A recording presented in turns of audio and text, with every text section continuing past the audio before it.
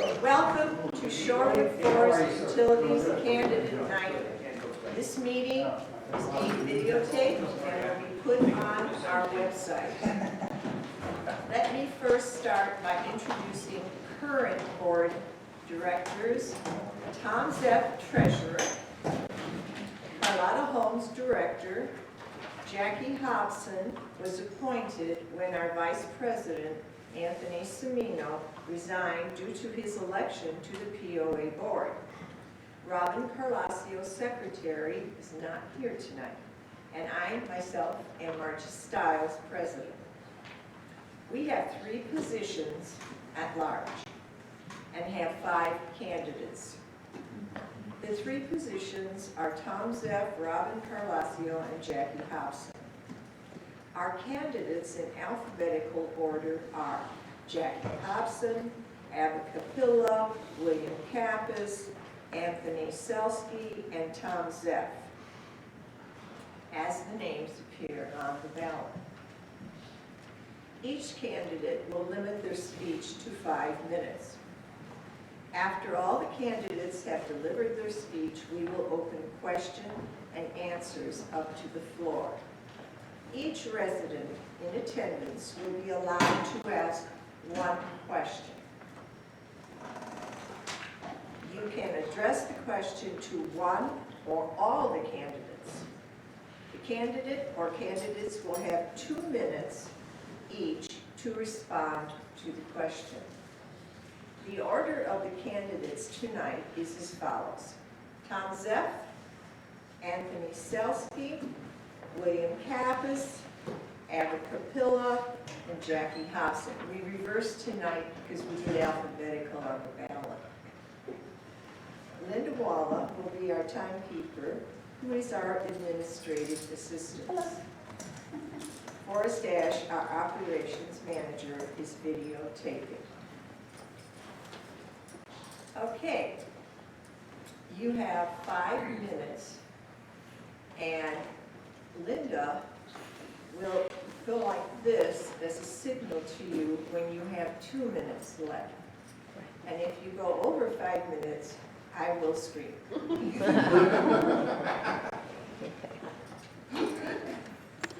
But it's like a personal joke. I'm up first? Yes, you are. Okay, I'm going to set my timer on the phone here so you don't have to scream on the Okay, No, it's not for this time. Maybe I'll do the screen.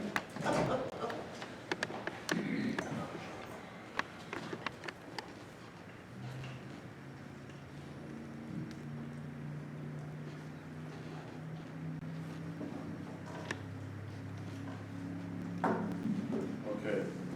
Good evening. My name is Tom Zeff, and I live at 457 Surrey Hill Lane, slot number 878. I purchased my home in 1991. I purchased my lot in 1991, and I built my home in 1992. I was appointed to the Shorewood Forest Utility Board as secretary in August of 2009, and it lasted until May 2010, where then I was elected to the Shorewood Forest Property Owners Association. And that went from May 2010 to May 2014. I was also a member of the Lake Committee and the Environmental Committee from May 2006 to October 2014. I was also a member of Neighbor Neighbor, which I guess is still going. We just haven't had any parties in the last 4 or 5 years.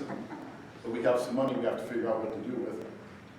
And that was from July 2011 to present. As far as my accomplishments, I served as treasurer since July 2017 and still am, and as secretary until August 5th, 2019. And I attended every meeting except the last one where Robin Carlisio, she got sick, they had to reschedule it, and then I couldn't be there. So anyway, so I had a perfect record going up to 2 weeks ago. And, hey, Smarty. And I have a good knowledge of plant operations and our finances. As treasurer, I developed a chart to track the flow of money and to account for every penny. That's one thing I have severe OCD, and I gotta account for every penny. Right, Linda? Correct. Correct. And so, also I developed an arrears chart to keep track of our debtors to make sure that our debts are going down and down and people who owe us money. I also started the rate reduction program where you give us $750 and before January 15th, and you're done, you save $30. And if we continue it, which I'm not sure the board wants to, but if we did, I think we could do $725. So we can save $50 a year if we pay that fine. And as secretary, I standardize the way minutes are reported, but I can't get into that right now because I'll go with the 5-minute mark. So what I stand for is I'm against the expansion of our service territory. I'm really adamant that our facility doesn't admit any. 2 minutes. Okay. It doesn't admit, that's what my phone says. That it doesn't admit any stench in the community. I used to live in Calumet City, Illinois, and when the wind was blowing, I would smell all that stuff from the dump site in Calumet City, and I don't want to experience that here. I'm against any rate increase. I don't think one's necessary. We have right now $1.904 million on hand, and that's enough to get a lot of things done. I'm against selling Shorewood Forest Utilities to like Indiana American Water or anybody else. The bylaws need to be changed, so a membership vote is needed if we're going to sell the plant. I continue to modernize our plant infrastructure with the money we have. We have more than enough to do the things we have to do. I've also like focusing on our needs first, not our wants. Let's get all our needs done, and then we can go and do all the wants. And then I'm also I'm for equal opportunity employment, that every person has a fair shake when they apply for a job. And that's it. I'm done. Thank you very much.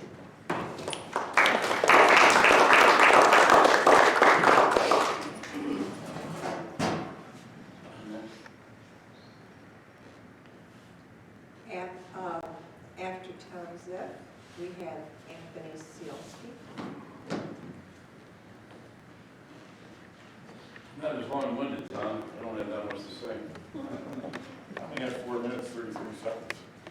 I talk slow. Okay, didn't bring the bifocus tonight, sorry. I became a member of the POA in 1978 and a customer of the utility in 1980. I've been a member of the Lake Committee for I don't know how long, many years. My occupation, I work in the mill.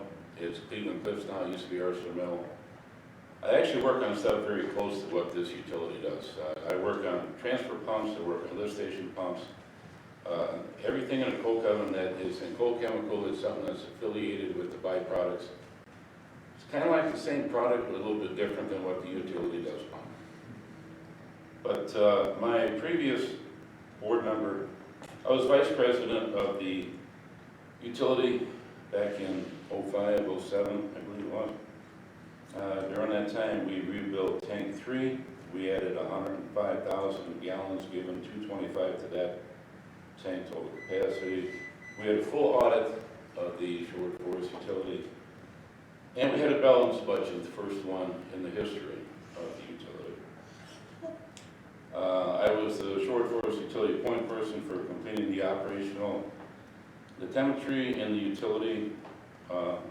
The goals are kind of simple: continue to be fiscally responsible.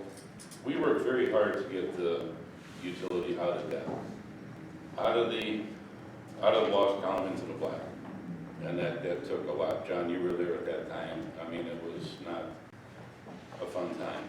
You know, we took a lot of work at that. I'd like to improve and continue and provide quality service to community, to the customers. And the maintenance projects, they need to be addressed. You have, there's priorities of those projects, different things that need to be done. They have to be categorized. What's preventative maintenance and predictable maintenance, basically, is what happens with that. I want to run the utility so we don't have to raise the rates, and I don't think we have to with the income that it has. I think that's sufficient to run the utility the way it's supposed to be run.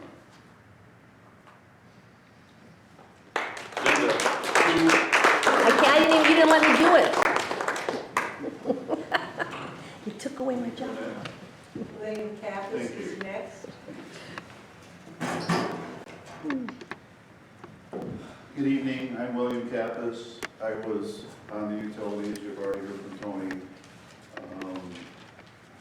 back in 2003 through 2007.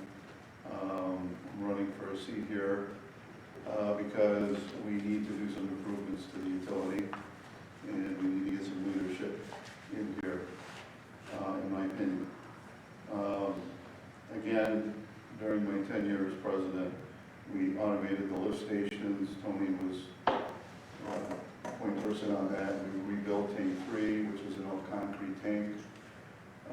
Thank God for that, or we'd be in trouble right now. Had the first full forensic audit of the utility, and Tom Smith was our treasurer at the time, and we had the first balanced budget of the utility. I am not in favor of a rate increase. We all understand we're in the middle of a class action lawsuit, and there's some money that we need to get here so we can do the work we need to do. We have lost the capacity, which is 120,000 gallons of tank 1 and 2. So we went from 480,000 gallons down to 325. So understanding that, we have a lot of maintenance to do on the digesters, maintenance to do on the filter house, maintenance to do on getting the new tanks built. We also need to look at shoring up tank 4. Of the 4 tanks, we're only running on 2.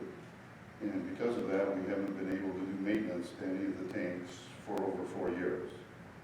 So again, wanting to maintain the level of service to the community, we have an awful lot of work to do. My wife and I have lived out here for 31 years. We know Sherwood Forest is in the middle of the country, and we have city water and city sewers, and that's something that we have to protect. Understanding that the utility is the city sewer, and we have 22 miles of sewer line, 14 miles is clay, the rest is either PVC pipe that was updated because of cracks, or it's cast iron force main from the lift stations coming here this way to the main plant. So wanting to improve the quality of service, maintain the utility, and keep the rates where they're at is really the primary focus I have at this time. So thank you very much.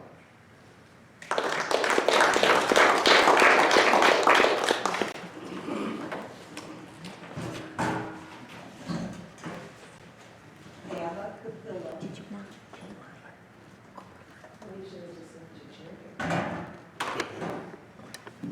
Sure. Thank you, Bill.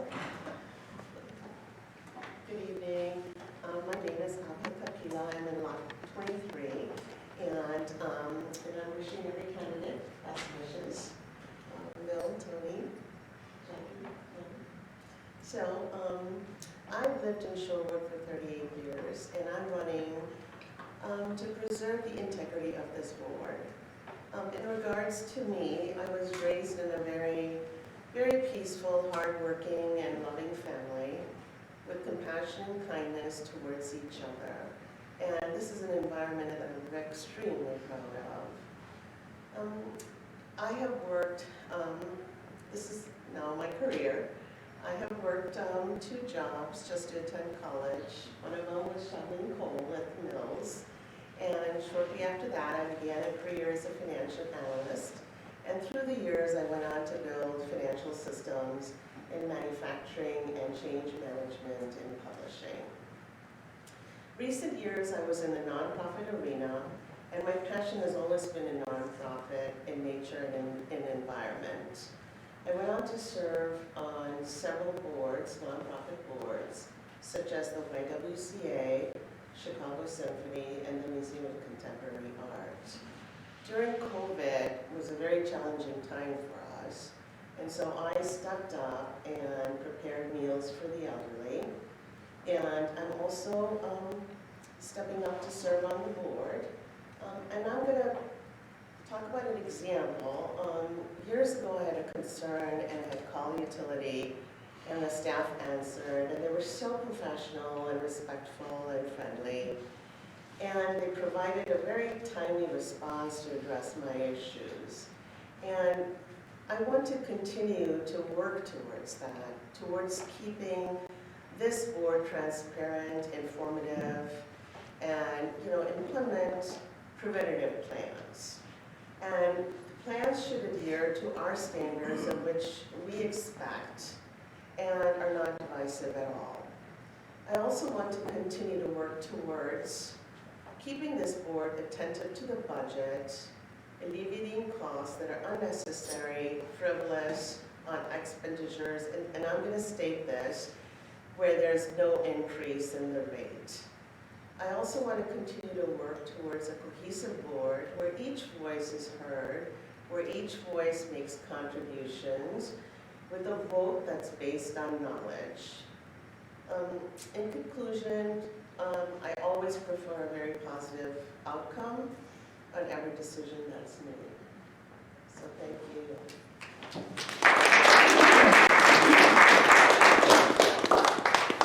Jackie Hobson.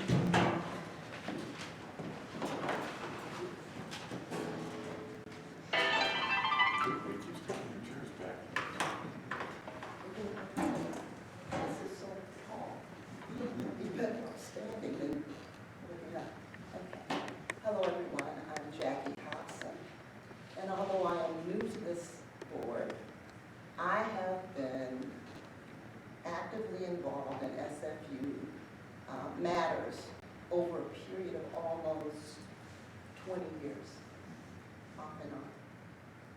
In 2003, when SFU committed to service the Edgewood community, without informing the SFU members beforehand, I helped distribute flyers to inform members about it. In about 2006, FSU put a line in to service one home in section 15, the section of Sherwood that's on Septic, at a cost to the SFU of $36,000 to service one home. I thought that was an imprudent expenditure and voiced my objections to the board. In October of 2007, SFU notified Section 15 residents of a meeting to discuss plans to put a line into service Section 15 completely. That was going to cost the utility several $100,000 for that line.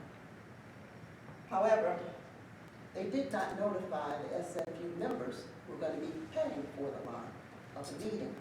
So I put out a flyer and let the people know that we were going to have that meeting to the members. And a lot of them showed up. And they voiced their displeasure and their objections to this new line. There was a lot of objections. However, the utility decided to ignore those objections and to continue with their plans to build a new line. I let the board know, how unacceptable this project was to the membership.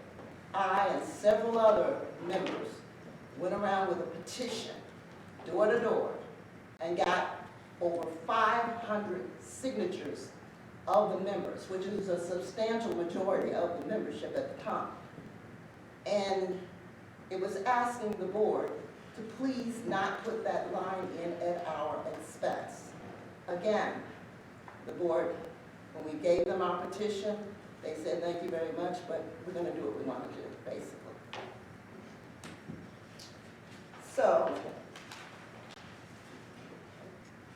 in 2008, we ran 3 candidates for the board because 3 of the incumbents their terms were expiring. And when we ran them, our candidates handily defeated those candidates and the project was scrapped.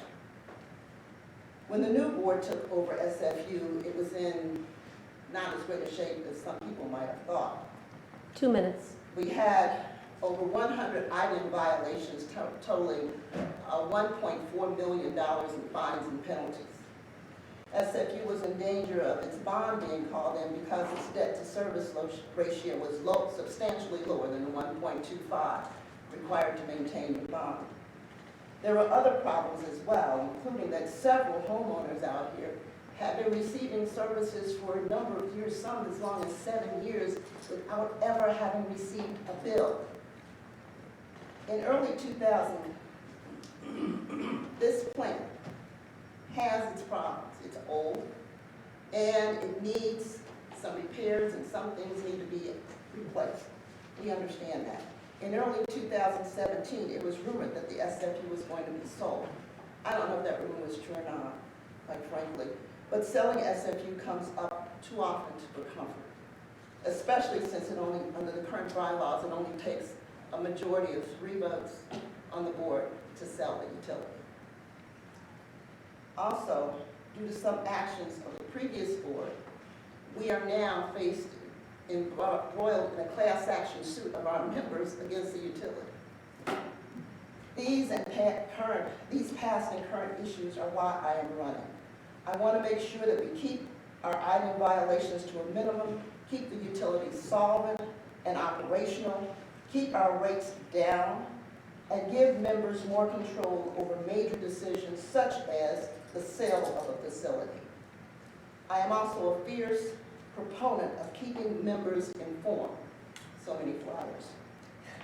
I believe an informed membership makes for a better run SFU.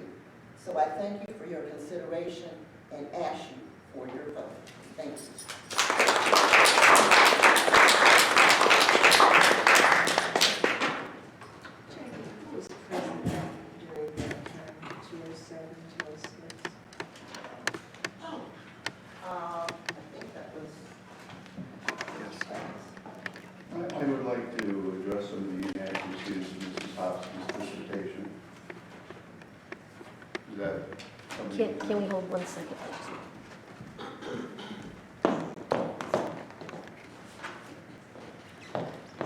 We forgot to turn the recorder on.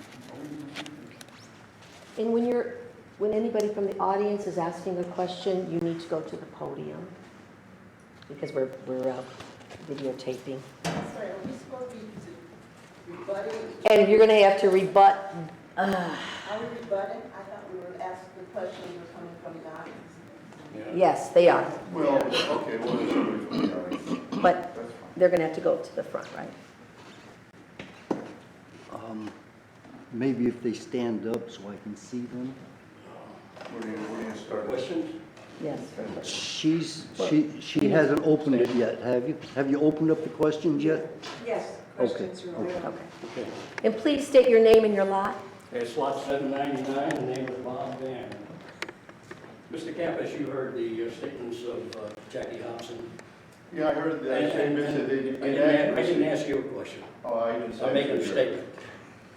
And you heard everything she said was truthful. No, it And it's wasn't. all documented. It's not in the shoreline documented, and it's not everyplace else. truthful. You went over a almost failed utility. Not true? And at the very end, when 2008, when you were up for re-election, you published in the Shorelines a glowing letter from London Whitty saying how great the utility was run. That's right, that was our accounting. The committee went and got the actual audit, and quite frankly, it was terrible. You did a terrible Not true. job. If it wasn't for Jackie Hobson, That's not true either. Be careful. I'm Bob. sure there is nothing This true is with being you. recorded. Be very careful. I'm sure there's nothing true with you.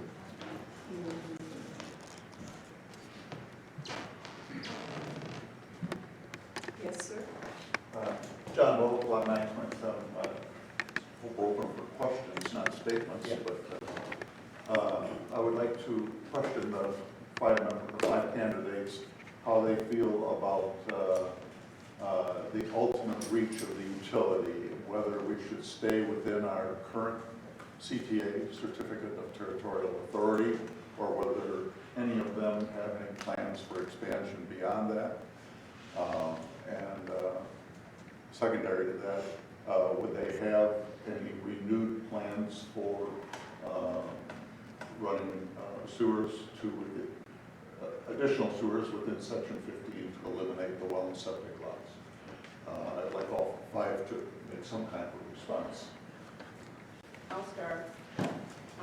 I have no intention of supporting running a line into section 15, not at the utilities expense. If they want to pay for it, that's fine.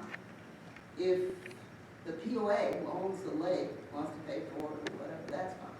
But the utilities charge is not to pay for a line into that. Plus, I don't think we can really afford it. We have money, but we have a lot of repairs to make. I'm sorry, the first part of your question. Well, I was should about- probably separate it into two distinct questions, although I didn't want Okay. to go beyond speaking one The other sentence. part of your question, if I remember correctly, is about expanding the territory, the service area. Currently, the bylaws stipulate that in order to do that, we would have to put it to a vote of membership. And I think that that's a good thing. Personally, I do not anticipate voting to expand our territory. I do not want us to become the sewer processors for Northwest Mountain Raising at all. And I think that it was built for Shorewood. We have expanded it to 3 different communities: Edgewood, Sagamore, and Arbor Lake Estates, and I think that that is more than enough. Time's up. I'm against expanding out any more than we have. I think the more houses you have, the more tanks you have, the more sense you're going to have. And also, as far as section 15, I'm against, if we're using SFU money, I'm against it. I can understand the logic behind it. The people in section 15, they don't want to pay for it, and if there could be a day where their septic tanks could leak into Lake Louise. So for $337,000, or what it was back then, you could fix that problem by putting in a sewer. But I would rather say if the people in section 15 don't want to pay for it, just monitor the lake more with checking for E. coli and see if there's a rupture in one of the septic tanks. But we've got way too much to do to be able to put a sewer in down Roxbury. Okay. Bill? Sure. Shorewood Forest Utilities was never built to be a regional utility. Okay, it was built for Shorewood Forest. When we did the math, back when we were doing the budget, we found out that even when Shorewood was completely built out, it would be a break-even at best. So that's why we entertained Edgewood, Sagamore, and Arbor Lakes Estates, because one, looking at the watershed table, and two, by having these extra funds, now we would be capitalized to the point where we can do these projects. And the board also, when we added those communities, everybody in Shorewood Forest proper has one vote. The people in Sagamore, Edgewood, and Arbor Lake Estates have half a vote. And we did that so we could maintain control of Shorewood Forest Utilities. Now, as far as section 15, everybody in there, as we've already heard, is on septic. When they run out of room on their septic fields, and some of those people are already on their second septic system, what are we to do? I mean, that's going to be a hard decision. I know we say we don't want to spend Shorewood Forest utility money, but we can't have people in Shorewood Forest using porta potties. So, as a community, and when we added Harbor Lakes, and we added Edgewood, and we added Sagamore, we told the community. They knew all about it. I used to give updates at the POA meetings for the people that didn't come to the utility meetings, so they could hear about it. So I understand what we're all saying about Section 15. Right now, we have so many things broken at the main plant, we can't even think about Section 15. But when we get to that point, I think as a community, we have some hard decisions to make.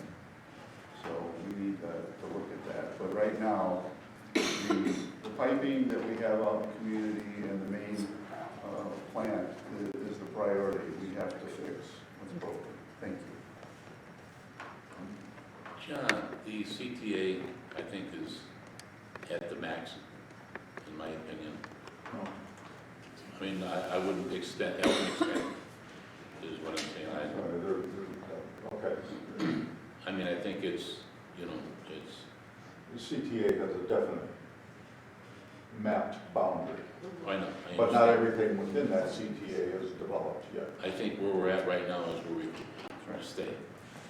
As far as Section 15, and you know from being on the POA board, there's always been that talk about it being in a watershed. And it is in a watershed. And Sherwood Forest ran out of money when they got done with Section 14. And when they got to Section 15, they just made the lots bigger. They could have had twice the lots in there if they had the money to put the sewer in. And they didn't. And the water was an issue too, their well and septic. And it's so there's, you know, you're juggling the ball here, you know, it's a gray area. It's something that's gonna help the POA, but it's something that the utility has to, and maybe it could be a joint effort. I don't know. I don't have an answer for that. I think that's well off in the future as far as the condition that the utility is in right now. I'm sorry, I forgot the person. So my understanding is that the utilities is not responsible. It is a topic that could be and should be discussed further down in the, you know, further down, because there's so many other issues that the plant has to address.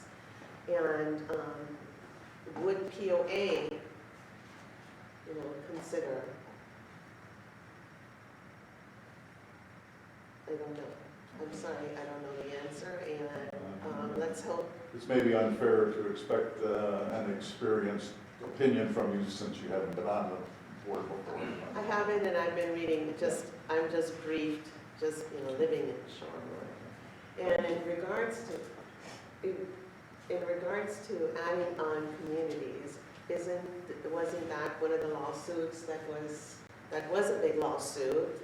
We members sued the utilities to add all these communities. One of the big issue was capacity. So I would not be for it at all. That I'm definitely not for. But I really think we need to look at, in all fairness, with Section 15. Jackie, I'm sorry, were you gonna ask me? I want to just add one more thing to your thing. I understand that well and septic is not the best thing, except particularly for our lake. But the lake is owned by the POA. Yeah. It's the same POA that spent $300,000 to build a concession stand. It's the same POA that wants to spend several millions of dollars to dredge the lake. If they have $300,000 for a concession stand, they're the stewards of the lake, and they're concerned about the septic systems in Section 15. Why can't they pay for the sewer system? Every other entity that we allowed into our utility have paid for their own line.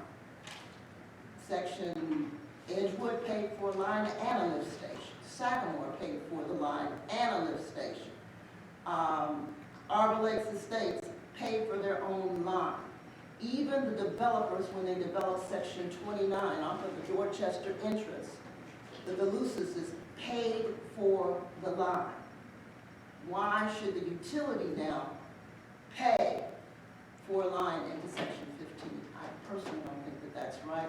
I think it is more the responsibility of the POA, the owners of the lake. Question, next question. I'm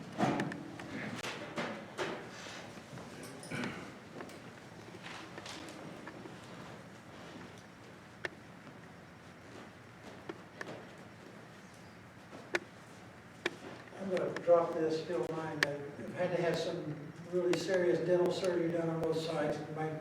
Both dentists, both doctors said, wear it. Yeah. Lot 24, I believe, is our number. This is kind of a weird question to ask, but the people that are running for the offices now, are any of them currently on, You said lot 24, but you didn't bring your name. oh, Walter Jans? I'm sorry, sir. Okay. Are any of you currently members of the homeowners association here, or are any of you currently members of a committee or subcommittee? That's the question. Just a general comment. My wife and I are from Florida, and I have been working in the past for 2 aerials and land survey companies, and we're deeply involved in a lot of utility programs, doing stationing, mapping, and so on. Generally in Florida, if somebody is being added to the system like a community, that part of the community pays for their own addition, including adding your lot to the lines once your part of the community has paid for them. I don't know what the customary laws and so on are in Indiana, but that kind of going along with what several of you have said, this seems reasonable that a section that wants to add should be responsible in large part, if not total, for the addition of their area to it. We've all lived on septic tanks and wells in Florida for a number of years and had greased and have faced those problems. 2 pump replacements due to lightning strikes, very expensive each one, and we've had to replace septic tanks, kind of expensive. But we did it. We did it on a very limited budget because of the kind of work that I was doing. I mean, it's just a personal responsibility, but with some community involvement, both at the total POA as well as perhaps the utility. The utility must be able to support its operations. You're already, it sounds like, running into maintenance and rehabilitation requirements as well as just the expense of running the operation. We have some funds, but I, having been in a number of situations, think that should go to maintaining your own facility as it must support the community that's living here now, that's attached to it. So if I could. Okay, thank you, sir. No, and thank you for bringing up your experiences here and knowledge. We do appreciate that. We're all members of the homeowner association. When you signed in, when you moved to Shorewood, you signed a document stating you would follow the requirements of the POA. Yes, sir. And we've all done that, so we're all members of that. The reason why Edgewood, Sagamore, and Arbor Lake Estates paid for their own stuff is because they're outside of Shorewood, and the utility board at that time voted for them to do that. The rub we have, as Mr. Bullock brought up, which is a very good point, Section 15 that we're talking about is in Shorewood. It was just never developed with sewer. And it is a begging question. And, you know, we're actively trying to solve this because, as I've already stated, we can't have people in Shorewood using porta potties. Right? Yes, the POA owns the lake, that's understood. But at the end of it all, the outside people did that because we required that, and they actually used our contractors to put in their lift stations and to put in the lines. So I appreciate your input. If you added somebody, they went ahead and footed the bill or helped to foot the bill, because I think we need, it's going to be a tough deal. But again, that's why we did what we did. So thank you. Or the rest of them should answer. The second part of the question regarding, was to, are any of you currently on the SPO, the board of the POA, thank you. Or are any of you on members of a committee or a subcommittee that's currently Oh, active? I'm chairman of the grievance committee. I'm also on the lake committee. So, yeah, I'm sorry, I forgot about the. But not a POA board member. But not a POA board member, no. There is Some distinction. Yeah, that's right. Under the Sherwood Forest Utility bylaws, you cannot be a member of both boards. That's under the utilities bylaws. They're currently written. I am a past board member of the POA. I have been either on or worked with every committee with the exception of the Women's Club that went away prior, a little bit after I moved here. I have been, when they had a landscape committee, I worked on that. When the philanthropic would give their garage sales, I wasn't in the philanthropic committee, but I did work on their garage sales with them for about 5 years or so in a row. I have been on the grievance committee. I have been on neighbor to neighbor. If you name a committee that's been in Sherwood, I've even worked with the labor committee for a while. So if you name a committee that's been in Sherwood, with the exception of the Women's Club, I've probably worked with it at some point over the years. But I'm not current, no. My whole time at this one would be devoted to the utility. I been on every committee except the philanthropic committee. But you know, this kind of raises an interesting question with this section 15. Because it's a, because of the septic tank, it's kind of an SFU problem. But because the septic tank being leaked into the lake, it's a POA problem. But I believe we had this happen about a year ago, where after your second septic tank fails, and you can't put another one in, we may be forced to run a line whether we like it or not. And so I think, Forrest, I know you're not supposed to talk here, but I think, remember, we had a problem like that.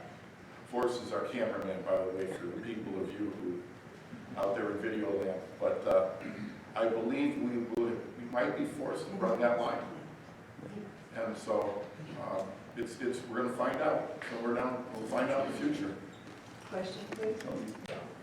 Al Champion, lot 773. You know, when we all bought our lots in here, the sewer cost was built into every lot. In other words, I paid, I don't know how much for that sewer to hook my lot up to it.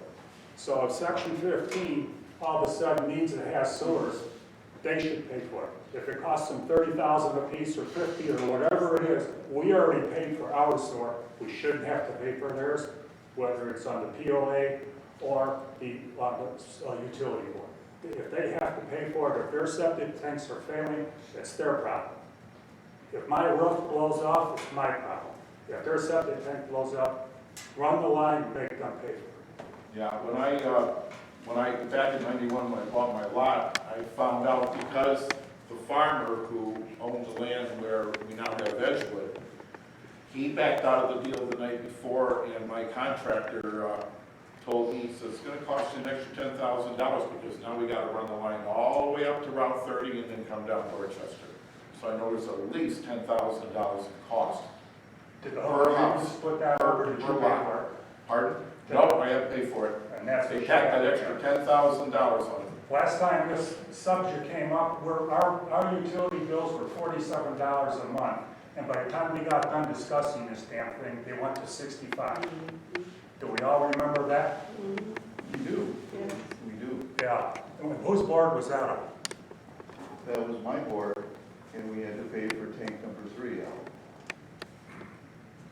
That tank cost a lot of money, and there was no way around it. You know, because of that tank today.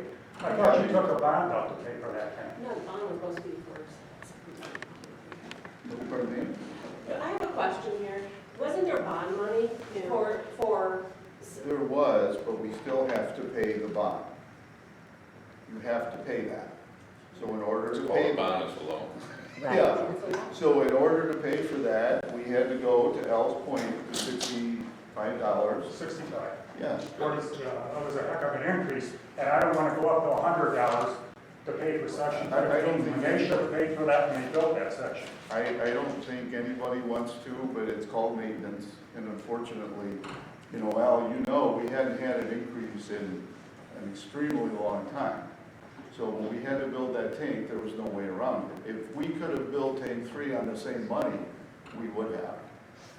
but that's just how it happened. So I understand, you know, my bill went up too, because we live here. It's just, that's how it came out. We had a bond, we had to pay for it. So are you committed now to hold these rates at $65? We want to hold the rates. That's why I said in my speech, we're looking for this money from the class action lawsuit to help us do all this maintenance we need to do, so we can hold the rates where they need to be. There's an awful lot of maintenance that did not occur, and we got a lot of things to fix. So, I mean, I can't stress that enough, but yes, we want to keep the rates out. One thing, can I say something, Jim? One thing you have to understand, these tanks that were put in 1974 are steel. Right. They just rot. They don't last forever. So Shorewood Forest Corporation set us up to fail. And now we're at that point. So, you know, do you want the tanks rebuilt or not? I understand all the controversy about Section 15. And I'm kind of on the fence with it. I understand what you're saying.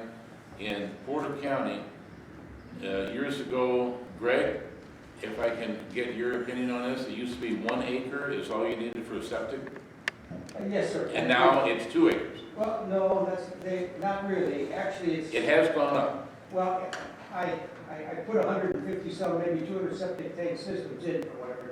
Boy, there's a lot of misinformation being thrown around here. But what the criteria is you do ground samples on the land you own. Right, okay, and then After that is you done have to by have soil enough to scientists. build another septic. Right, and what they require right now is that you put your system in based on the size of your home, like a 5-bedroom home puts in more than a 3-bedroom home, but you must have 100% move over. If that fails, you must have enough land to put another system in. Now, if you happen to be in all sand, that's gonna be a small area. You can even get it done maybe in a 3/4, The 5/8. only point, Greg, what happens if the second one fails? Well, you And have what to if have room there for a is, what if second. there is utility that you are within? Well, but let me tell you, I'm very familiar with this area of law here too, for whatever. If your neighbor or POA finds out that your tank is, you are discharging sewer, if you will, at any level, the county comes out immediately on a phone call and looks the system over and says, yes, you have failed, here's what you have to do. They start laying out the groundwork, what you have to do. If your system has failed and you don't have room, and like I say, the rule is, if you don't have room to do the second one, what they'll do is make you actually put in what's called holding tanks. You'll put in the ground 1,500 to 2,000 gallon holding tanks, and you'll have the expense of pumping those out whenever they're filled up. But the county does not turn around and tell anybody that you have to connect to a sewer line.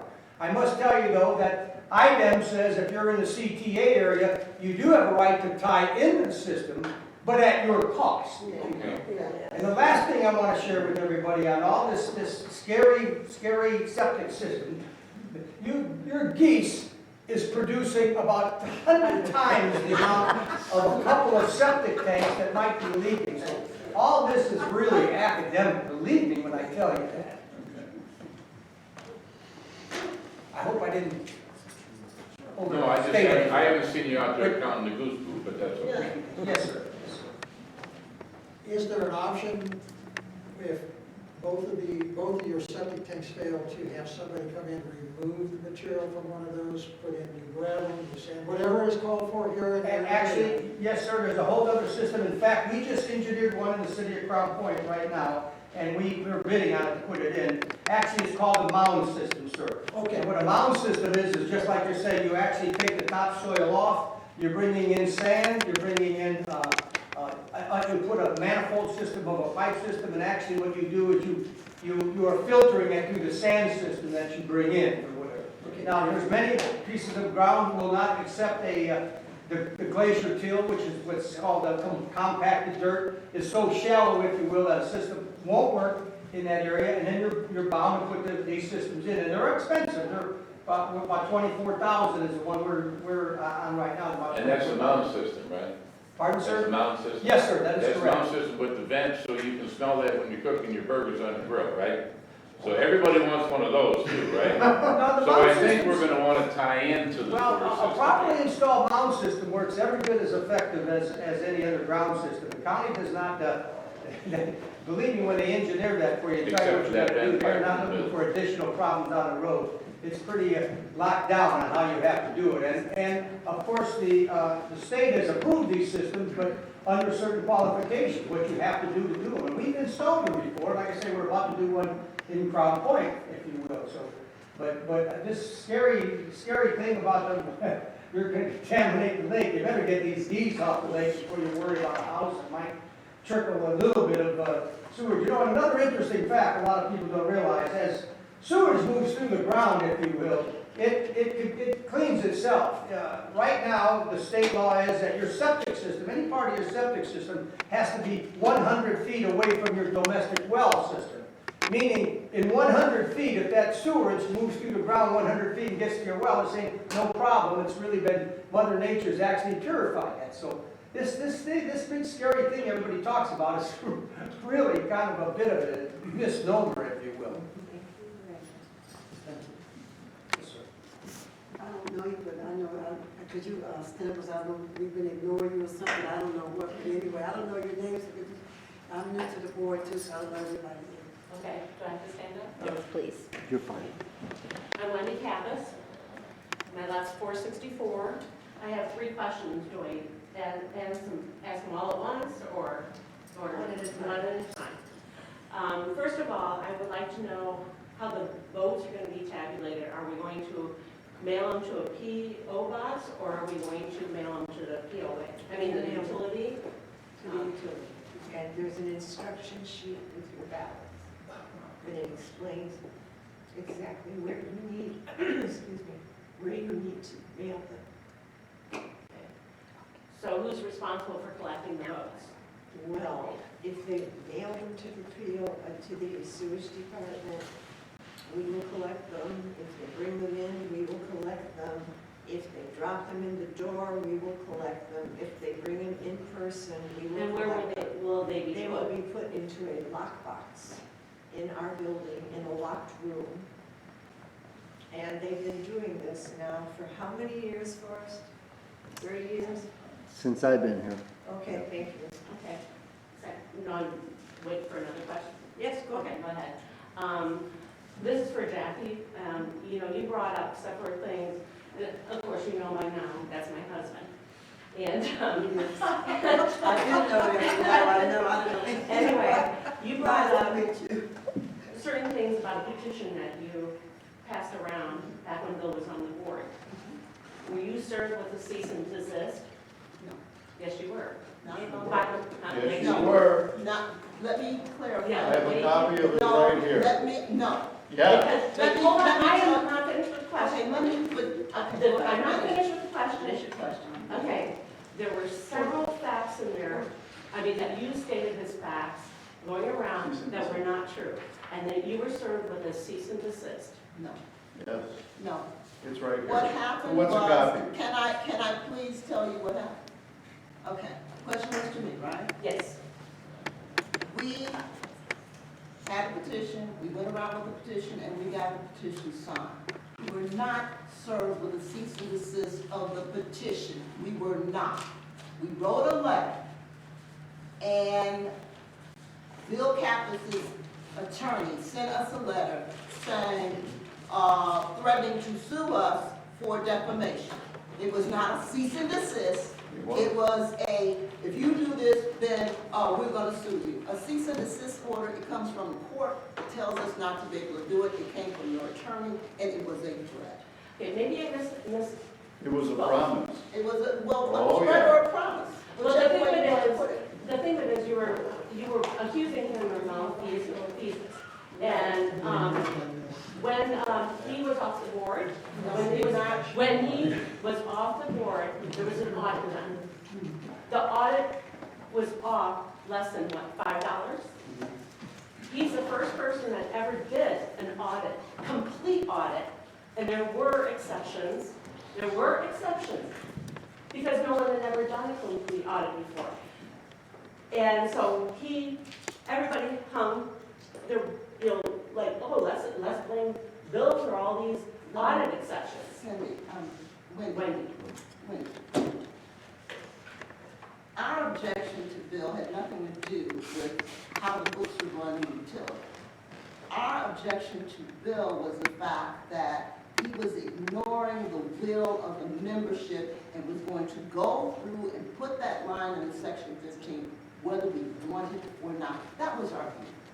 I did not say Bill Kaplis had kept the poor records. I did not. I can give you a copy of the letter that prompted Bill's letter. It did not say that. It did not. I have no problem with Bill Kaplis. I would like my husband to respond to your, I would like my husband to respond to you. I have a copy of this letter that clearly states that to date, we have collected over 350 signatures, not 550 signatures. What was the date on it? And it's May 1st, 2008. We continue to collect signatures. You know, Jackie, everything that you said, I told everybody what we were doing very clearly. Tony was there, Forrest was there. Did that happen? I have the floor. Did that happen? Did you send a letter to section 15 inviting him to a meeting, and did you invite members of the utility to the meeting? Everybody's always been invited to the meeting. Yes. Did you send Absolutely. a letter to this was a special meeting that no one would have known about because it was in October, it was not a regular The meeting utility. with section 15 was to speak to section 15 on how they felt about getting the sewer line. We actually had everybody from section 15 here. And that's why we were talking to them. They're not in the utility, But okay? Do you see anybody from section 15 here? No. And on top of it, the extension we did was for 4 homes, not for 1, for 4. How many homes does it service? We were looking to get to the corner because, again, we're entertaining putting a line in.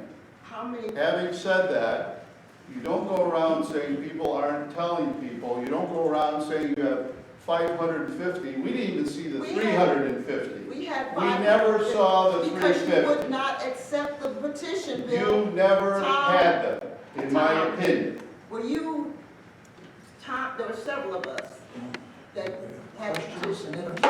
Yeah, I know. I physically counted all of the signatures. I still Never know saw where it. they are.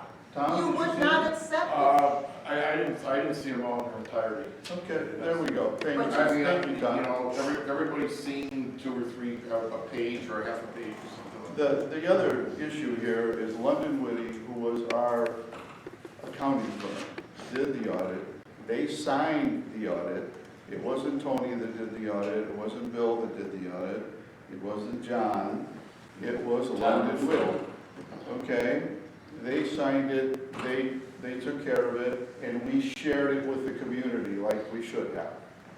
So understanding that, we're looking to continue with this transparency and move things forward. Again, the utility, when we were all on it back in 2006, all 4 tanks were working. We had the new tank. We had all the pipes were doing well. In fact, at that time, if we had a big rain, we only had a 10% increase. Now, we have 80% increase. We have an awful lot of work to do there. Again, even to Mr. Schaefer's point, section 15 is down the road. We're not in that spot like we were back then. So we probably shouldn't even talk about it. First of all, a couple of things. Section, there were never, since tank 3 was built, all 4 tanks were not operational. They were. No, tank 2 had steel things across it, it was not operational. All 4 tanks were working when I left. I'm sorry, they were. Tank 2 was not working. Yes, they were. John, When I was left, tank all 2 4 working? tanks. They were on standby because they were in such bad shape that we could not rely upon them. They were still working. Forrest, were they working back in 2006? They were operational. That's right. But were they running? Yes. Were you running anything from tank 2? I didn't run anything. Once tank 3 was built, we stopped using 1 and 2 because we didn't need it. But you For the said volume. that tank 2 was operational. tank 2 was able to be used. Do we ever use it? There was a couple times we did. We tank two? 1 and 2, Things that was yes. paved in and everything? 1 and 2. For maintenance of it. Until it cracked. When it cracked, we stopped using And it. when was that? Oh, that was a couple years, 2 or 3 years after we built number 3. There you go. Yes, my question, please. John Bullock again, I get back to questions instead of Thank you. I would like to know, I guess the treasurer would be the proper one person to ask this, how many bond issues we still have outstanding, and are any of them due to terminate in the very near future, or what? We have 2 bonds. One is they both terminate in April of 2029. And one is for $2.45 million, and the other one is for and I have to, can't see it that one. $1.045 million. Okay, so, and that's going to be, right now, we have $2,413,909.20 to go. So Tom, can I ask a real quick question? So Sure. how much of the $65 we're paying today is paid in debt? Well, we have, every month we're paying $25,315.42 on that bond. On the bond, Yeah, but 25,000? these bonds have been rolled over since then. Terry Atherton rolled them over in with the other bonds. So And these- that's the debt, right, until 2029? Right. So that's what we have to do, but I believe Terry Atherton rolled them over, and we paid I think we had to pay a little bit of money to merge the bonds together, so My question. I believe that Terry Atherton took out a bigger bond. The larger one, I think, was an amalgamation of a couple small ones. Yeah. A refinance. Yeah, it's been refinanced, correct, But just the 2 are outstanding. just the 2. Question. Bill keeps talking about the lines that are breaking, and didn't we just last year have all of our sewer lines coated with some kind of expandable PVC to stop all the leaks? Is that Yeah, we working? paid, there are 3 phases. We've completed phase 1, we spent 100, and I think it was 130,000, wasn't it, for us? These were the worst lines. And we have a sleeve that goes inside, because these lines were broken, and only the clay around the pipe was, that was our pipe. And so for phase 1, we went ahead and we fixed all that. Or was it 110,000? 110. 110,000, that's right. So did that fix the pipes that were having the problem, that seemed like not Yeah, getting there's- water from the rain? Yeah, those pipes have been fixed. Now, phase 2 and phase 3, they're not in as bad shape. Now, the next question is, I think you said you have $1,900,000 in right now in cash. Yeah, And 1,905,000. so we're looking at a second tank that works down the road here sometime. Yeah. What's the cost on that? Well, the way construction costs are going up, I don't know. I thought maybe we could get the thing built for $1.3 million with a clarifier, but now I'm not sure. Until we get some bids, I don't know. It may But take $2 all million, 1.9 maybe million. would take care of that. What? Yeah, we should have enough money to take care of it. I don't know, the tank itself is gonna cost over $1 million. The tank that Bill Capus's board put in cost $800,000. And that was back in what, 2006, 2006? 5. So if that's what it cost then, you can imagine what a similar tank costs now. See, there's 2 ways of looking at this. One way is to use one of the walls of tank 3 to build a new tank 3 right next to it, but then you don't have redundancy. If that wall needs to be repaired, now tank 3 and the new tank 3 are going to be down to fix that wall. So it might be better to build a completely new tank with 4 walls instead of an adjoining wall to tank 3. And that's going to cost, that will cost some extra money for sure. It's going to be the big money. question, please? Yes, I'm getting back, what was the amount of debt that's coming up in 2029? 20, the amount of debt that we have is, you mean what we owe left on the bond? That, I got a sheet here. That $2,413,909. And we have 1.909 in the bank. We're getting close to just paying it off, but they're not gonna let us pay it off. They said, yeah, you can pay it off, but you're gonna give us all the interest in 2029. They're not going to let us. And so, that's gonna follow up my question for each one of you, is, you know, given that, that's a pretty large number that's due in 2029. So what would be your plans to address that debt? Okay, first of all, that's not, all of it's not due, that we're paying on it monthly. Every one of us, you know, out of our $65, $27 goes towards that. So it's a declining balance that decreases over time until. Yes. It's gonna be paid off. Yes. Well, we're paying $25,000 a It's month. like paying your mortgage. What it amounts to. So they're not gonna ask us in 2029 for $2.7 million. We will have paid that back by then. I have copies of this is on the website. I guess I can distribute it. Can I, Margie? Oh. Why not? So they can see It's what's on going the on. website. It's on the Yeah, well, they can see website. right here so they can ask questions. Okay. It's I on make the 50 website. copies. Right, It's so on what do the you website. estimate at that point, that bond balance to be then at that point?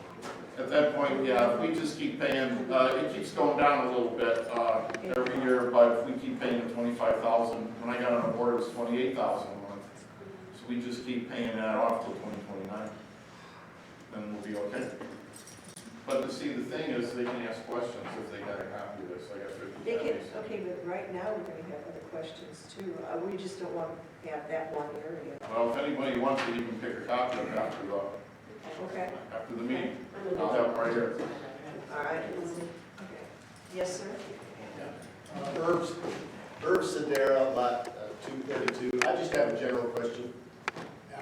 Unless I missed it, I don't know who's running for what position, or how does that work when it's, is it going to be on the ballot? Actually, Well, I'm sorry, go ahead, Richard. okay, actually, we have 5 candidates running for 3 positions. And when the election is over and we have our first meeting, we re-elect the different positions at that time. So they're not running for any position, they're running to come back on the board. Okay, so the ones that are in, hopefully if they get, Okay, so there are They'll 3 maintain that same positions, position. there are 3 positions that are open now. There are 5 positions on the board. So 3 positions are open now, and we have 5 people running for those 3 positions. After the election, when the 3 new people are on the board, we have our first board meeting, and we then elect positions for the new people. What Then they basic, determine president, vice Yeah, president, that's all treasurer, determined secretary at that at time. that point. we're all running for 5, there's 5 directors. Then the 5 directors get to choose the 4 officers, the president, the vice president, secretary, and the treasurer. You also can have assistant treasurer and assistant secretary, but that could be anybody. So we're just directors. And the directors will determine who is what officer. I was always wondering about that, it's the same thing with POA, I guess. Yeah, it is. Yeah. Okay. Yes, sir. Al Champion 773. Tom said before about the once-a-year payment for $750, and he was going to try to get that down a little bit. Question for all 5 of you. When you get on the board and you vote, are you going to vote to continue that? And I believe that besides making it easy, one check for the whole year, it makes it easy for Linda, I'm guessing, because now she don't have to send out bills every 2 months to all these people. And I think about a third of the community is using that. So would you vote to continue that yearly payment of $750 instead of the 2 months for $130? You just, all 5 of you would answer that. No, I think it's I was for it, to pay it up front. I just have never, ever had or encountered with this sort of bond or debt that we're in where we can pay it off early. Right. And, Most bonds are callable, but, right, they're callable, correct? tell me, were you before that or against it? You know, I paid mine in full just because I don't like to pay it I've every been other paying month. for full forever. Because I forget, you know, and then I get a phone call. And then they want a little bit more money, you know, so I just pay it all off in front, So you know. you're for continuing that policy? Oh, yeah, definitely, yeah, You are? yeah, I would. Bill? I think it's a very nice policy. You do? We can do I that. know you are. I think I could get it to 725. We could go 725 next year. But the thing is, they're cut me off here. He happens to be my cousin, by the way. So that's why he's cut me off. So anyway, but, with the, with 725, see, 50% of Linda's time is, correct me Linda if I'm wrong, is chasing after money, right? 40? You're gonna always have to chase after money. Okay, That's but the you see, thing of a the thing- business. The only thing that it does for me is I don't have to post 400 checks every month. But here's what it also does. When you give us that 750 or 725 and you decide to leave or you can't pay your bills, we already got your money. But when you leave, you're coming to us, asking us to give you back the difference instead of us trying to chase you all over the country looking for the money. That's why it's such a great idea. Jack, what do you The think? answer to your question is, I would vote to continue the process as it is. And if there was a way that we could give people even more of a discount without sacrificing money coming into the utility, I'd be willing to entertain that as well. So I'll be a part. Okay. Anyone have any more questions? Yes, sir. I have one more question. Back when I was on the board, this is some years ago, so I don't know if anything has really changed or not. We've always had the board always had a continuing problem with a certain number of delinquencies in the neighborhood. People being reluctant to pay or wanting to get on payment plans and then not living up to their half of the bargain or being on a payment plan. And I don't know if that's changed or not, but at the time we tried to even instill some fear in people by threatening disconnection. And like I said, it's been several years since I was on the board. I don't know if any such threats have had to happen for us recently, or maybe Not since the pandemic. not since the pandemic. It's okay. Thank you. We, on this issue, see, we can't lien, we can't foreclose because we're not a municipality. We're not, so Valparaiso can, but we can't. And what we can do is plug them up, send what is called a donut, right, Forrest? We can send it in the line, move it right where their service line comes into the main line, blow it up. The sewage will still come through, but it blocks down. Once that happens, the next day we have to call the Board of Health, and we have to tell them that they can't flush their toilets. And then they have to leave their home. We haven't done any of that yet, but we certainly have that in our, it's part of our repertoire that we can do. Just the threat of disconnection was enough to get some people to accelerate their payments and get paid up and whatnot. I signed an agreement with Indian American Water. They came out, and the agreement was they were going to turn off their water if they didn't pay their sewer bill, and then we find out a week later that you can't do it because we're not a municipality. Right, Greg?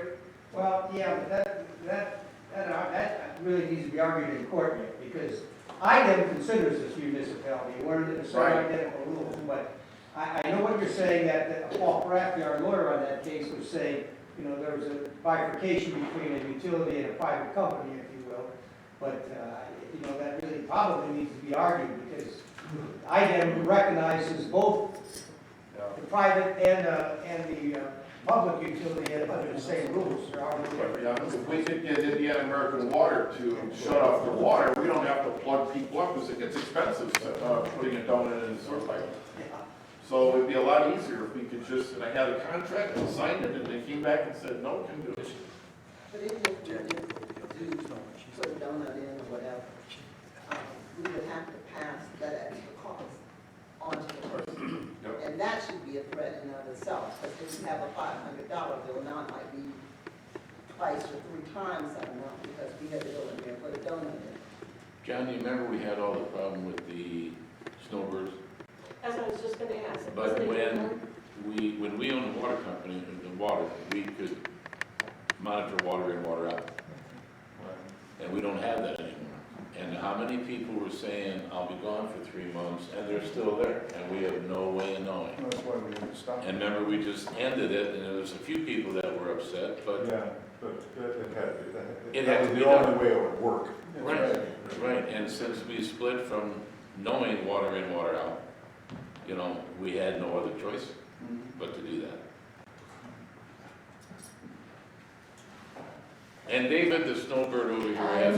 Yes, and I'm going to quote Dave Cernak, Lot 362, and I disagree with you because after that policy was put in place, I presented this SFU board, well, no, you were on it, but I came in and showed a water bill, 0 consumption.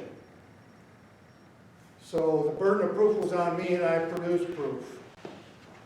So there is a way to do it. But that's how we do it now. No, we don't. You don't do it at all, no. We don't do it at all. I pay for,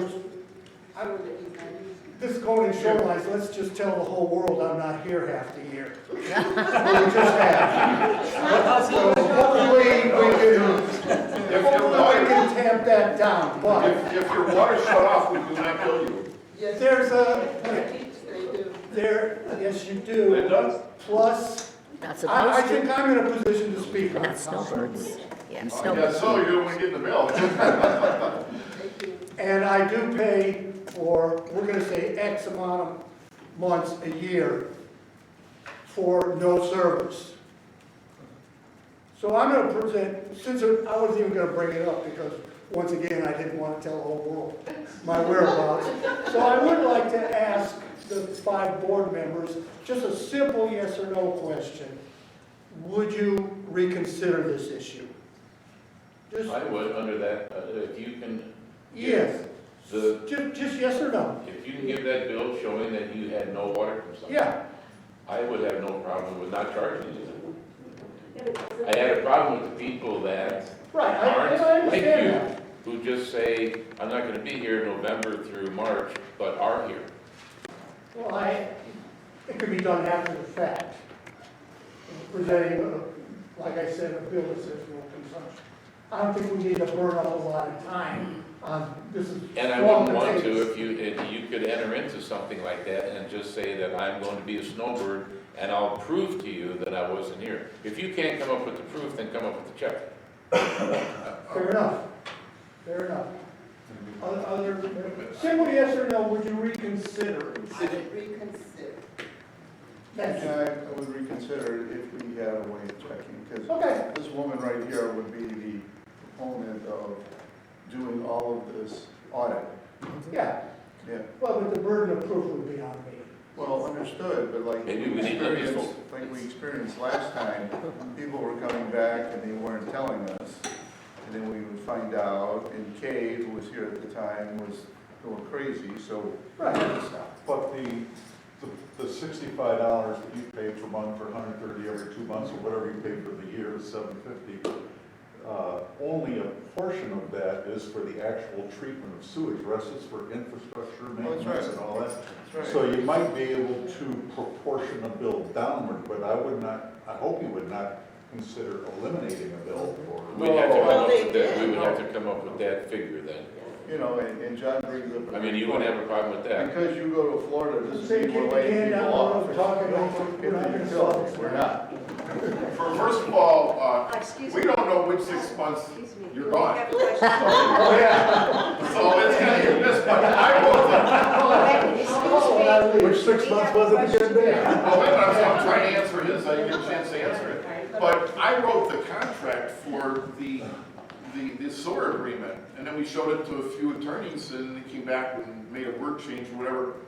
But I remember that contract saying if you shut your water off when you leave, we don't charge you, right, Linda? It's only for people that are moving. Let's say you're trying to, I believe they're moving, and let's say you're gonna show the house or something, so you shut your water off with the intention of, you vacated your house, you're living in an apartment building. Because what John said about, part of that is for infrastructure, it's not just water treatment. Right, So if but you I just thought throw, if you prove you have a zero water bill. but they have to prove it even when they move. I had a case where somebody was moving, and they winterized their home, and they had to prove to me that they winterized their home, because he was living with his daughter in the meantime in Florida while they're trying to sell the house here. Okay, so we didn't make him pay a bill because he was selling it, and he sold it like in a couple of months, and he proved that the water was shut off. And then I think if they You mean put it on, if they shut their water off and they go to Florida for 3, 4, 5 months or 6 months like Dave does, we still send them a bill? yep, Oh, yeah. yes. We still send them a bill. I He's was- right, heard yep. that. Yeah. Snowbirds are not exempt. People off the utility is You still have to maintain. Yeah, I Well, was let me aware answer of my that. We gotta question. My fix that. question is simply, would you consider revisiting that situation? End of I story. consider Let's rewriting get the down to bigger Like potatoes. the contract. Okay. Yeah, someone needs to clarify something for me. I get a bill from Indiana American Water. I assume that's a different company, that sends me. So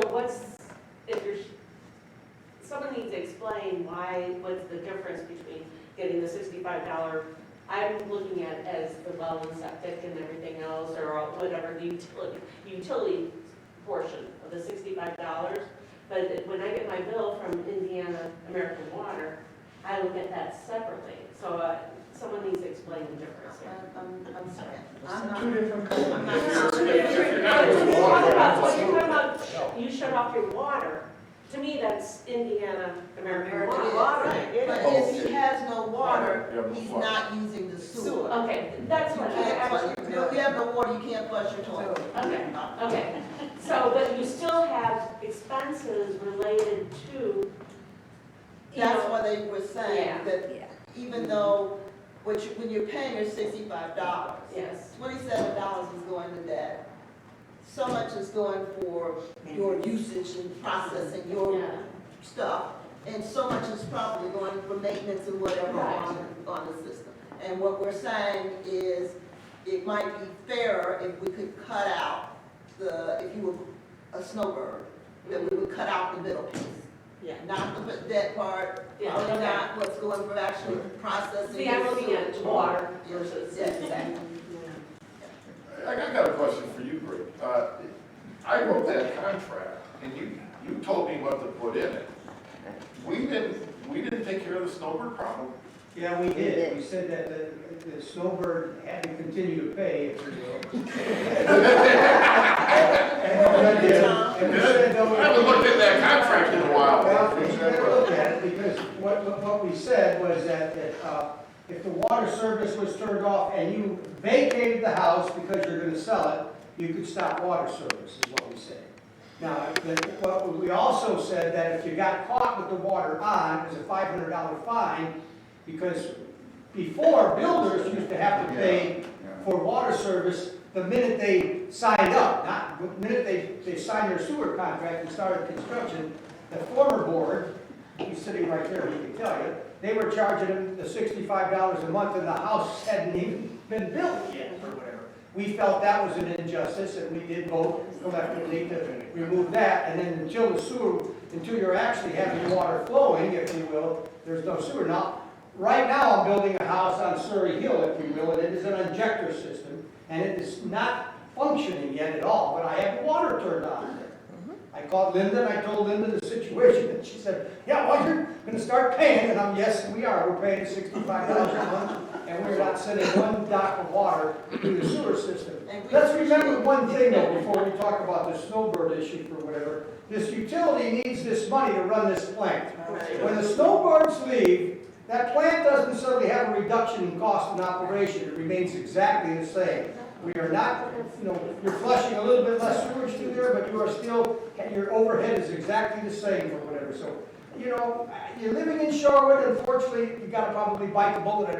You don't like me here to say that, but, you have a little bit of obligation to everybody else to kind of pay your fair way. And I think the snowbird issue should not be reevaluated, but in fact, you should have to, if you're wealthy enough to go to Florida for 3 or 4 months, but you ought to be able to pay $65. Sorry. Duly noted. Duly noted. Do you have a vote too? Do you have a vote? It's sort of like. I'm a record, I am paying my $65 a month for that lot, because of her right there.